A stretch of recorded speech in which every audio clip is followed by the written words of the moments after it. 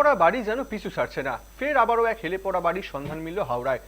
হাওড়া পুরসভার 34 নম্বর ওয়ার্ডের শিবপুরের 203/1 GT road এলাকার ঘটনা।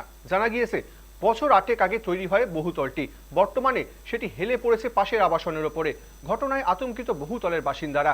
আমির সোহেল নামে এক বাসিন্দা জানান, সম্পূর্ণ বেআইনিভাবে বিল্ডিংটি নির্মাণ করা হয়েছিল, শুরু থেকেই তা হেলে রয়েছিল। প্রমোটার ও পুরসভাতে জানিয়েও কোনো লাভের হয়নি। গত 27 জানুয়ারি ফের হাওড়া পুরসভায় অভিযোগ জানানো হয়। যদিও এ প্রসঙ্গে পুরসভার চেয়ারম্যান সুজয় চক্রবর্তী জানান, নতুন করে কোনো বিল্ডিং হেলে পড়েছে এমন খবর নেই। আধিকারিকদের পাঠিয়ে সার্ভে করা হচ্ছে। স্ট্রাকচারাল কোনো ত্রুটি থাকলে অবশ্যই ব্যবস্থা নেওয়া হবে।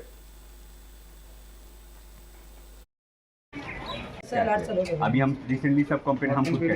2014 हाँ, फिर हम ये बिल्डिंग ना लगभग ना बनाया था, तो नया नया बिल्डिंग बनाया था। एक तो पहला कॉरपोरेशन हम कंप्लेंट किए, तो इस बिल्डिंग में कोई परमिशन नहीं लिया गया। कॉरपोरेशन को खुद बोला है कि इस पे कंप्लेंट है, हम लोग अभी तो कुछ एक्शन नहीं लिए। बोला है कि हम लोग ठीक है नोटिस भेजेंगे तोड़ने के लिए, बट कॉरपोरेशन अभी तो कुछ ही नहीं किया है। हम चाह रहे हैं कि कुछ हल हो, कुछ हो जाएगा बिल्डिंग में, तो मेरा फैमिली कहाँ जाएगा। मेरा नीचे फैमिली रहता है सब। बिल्डिंग पूरा देख रहे हैं ना, पूरा एकदम झुक गया, दूसरा बिल्डिंग में टच कर दिया है। कुछ हो जाएगा। ये तो आपको भी सर, आप देखे वीडियो जगह पे देख लिया, स्पॉट पे क्या हिसाब से वीडियो झुका, बिल्डिंग झुका हुआ है। तो उस हाँ सर, डर नहीं लगेगा सर। कुछ हो जाएगा तो कहाँ जाएगा आदमी। कॉर्पोरेशन में कंप्लेंट किया, बट उसका कुछ रेस्पॉन्स अभी तक नहीं मिला हमको ना। थाना भी कंप्लेंट किया हुआ। অনেক আতঙ্ক, কখনো ভেঙে পড়ে যাবে তো আমাদের মরে যাব, একদম। না বানাচ্ছে না কিছু করছে। বাড়িওয়ালাকে বলেছি, বাড়িওয়ালা বলে দেখছি। কখন দেখবে? যখন কাণ্ড হয়ে যাবে তখন দেখবে। এই যে কর্পোরেশন কি নজরদারি দেয় এখানে? না, কিছু দিচ্ছে না। কর্পোরেশন কিছু দেখছে না এইদিকে। কি চাইছেন আপনারা? আমাদের চাই ভালো করে তৈরি করে দাও উপরে। আমরাও ভালো, তার উপরে আমার 4 তলাতে আছি। আমার বাড়ি সটে গেছে এখানে।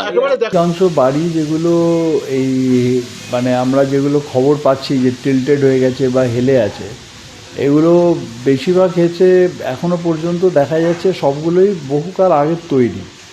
মানে কোনটা হয়তো 20 বছর আগে, কোনটা 22 বছর আগে, এইসব মানে সেই আমলের সব বাড়ি এগুলো তৈরি আছে।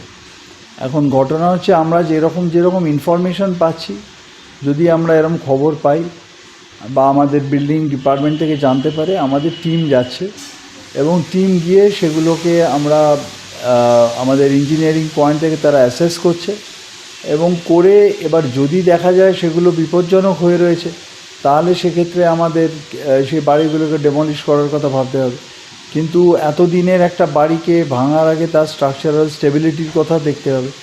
তো এইগুলো আমরা সামগ্রিকভাবে একটা অ্যাসেস করে এটা কেস টু কেস আমাদের একটা ডিসিশন নিতে হবে। এটা আমরা সার্বিকভাবে একটা সিদ্ধান্ত নিতে পারবো না যে বাড়ি হেলে পড়ে একটু আছে বলেই তাকে আমরা ভেঙে দেবো।